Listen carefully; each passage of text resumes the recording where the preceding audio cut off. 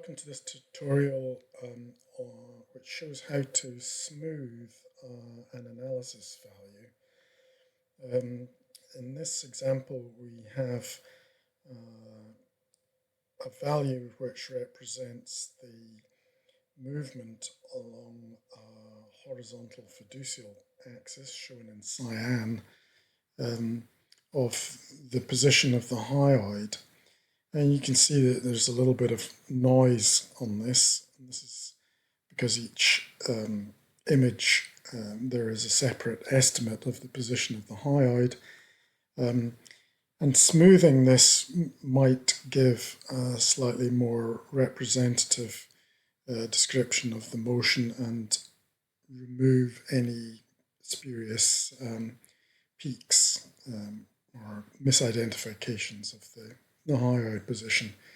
So what you need to do is go into the analysis values dialog. There are two ways of doing this. Either you can go into options and click analysis values and edit, or indeed you can right click on the analysis value chart, go to edit charts. Here in edit charts it allows you to modify, for instance, the color of the line. So we could change that to, for instance, purple. But it also gives a button which allows you to reach the edit analysis values dialog. So in this dialog, what you need to do is add a maths value. So we're going to add a maths value by clicking on the maths button. We're going to create a new one. And here we're going to call this hyoid X, and then I'll put underscore SM for smoothed. So this maths value, we're going to base the maths value on the original hyoid X value. Notice if the value doesn't exist, you get a little red warning saying that hyoid doesn't exist, but once we add the X, it recognizes that that is a valid analysis value.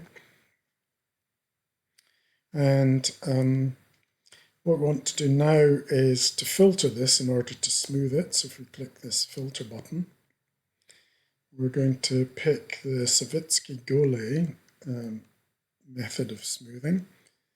We could leave this at M2 or slightly more sophisticated averaging or smoothing process M4.